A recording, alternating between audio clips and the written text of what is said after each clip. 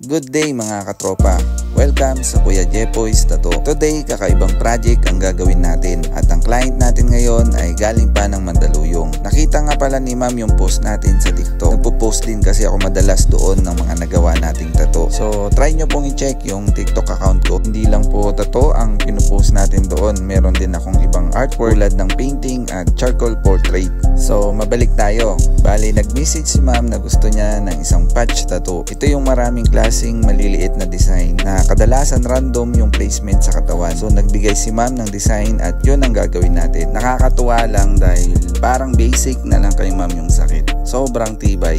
At matapos ng ilang oras, ito ang finished product. At para sa mga tropa dyan na gusto ng ganitong klaseng design, mag-PM lang po kayo para sa details. At syempre, may big discount kami para sa inyo. Makikita nyo kami sa Santa Ana, Manila.